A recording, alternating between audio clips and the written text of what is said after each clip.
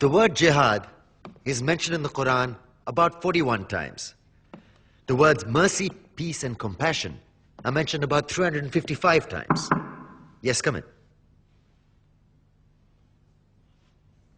Come on in, Riaz.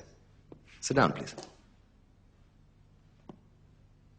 Contrary to popular belief in most Western cultures, Islam is a religion that preaches peace and tolerance. Yes, Patricia. If Islam truly is a religion that preaches peace, then how come the world's most troubled spots, the West Bank, Afghanistan, Pakistan, Iraq, they're all plagued with Islamic terrorism? Well, that depends on your definition of terrorism. Some might argue that the U.S. invasions of countries like Iraq and Afghanistan are also acts of terrorism. Those were acts of war to get rid of despotic regimes. Or a means of getting at a country's oil. Conspiracy theories. Well, may I? Yes, please. Go ahead, Riaz. Mr. Khan is right. I mean, if we're talking about terrorists, the world's biggest terrorists are the white superpowers. Come on now. No, really, stop and think about it. Explain 9/11. Okay. Do you know how many people died in the Twin Towers strike? Around 3,000. And do you have any idea how many people died in the bombing of Afghanistan? Take a wild guess.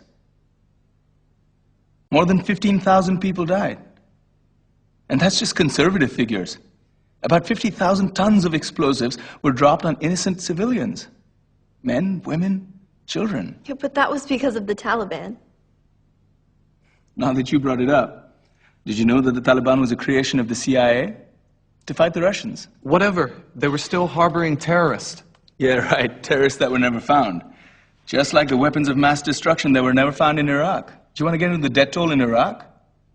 500,000 civilians and counting. And what do Britain and America say when they don't find these weapons? It's simple. They just say sorry. And still refuse to relinquish control of these countries. What are you trying to say? What I'm trying to say is that just because you're American, wear a fancy suit, and call yourself the president, doesn't make you any less of a terrorist. I'm saying that if you don't stop meddling in other people's countries, you will face a backlash. If Muslims like you feel that way, then why don't you get out of our country? We will. As soon as you promise to leave ours.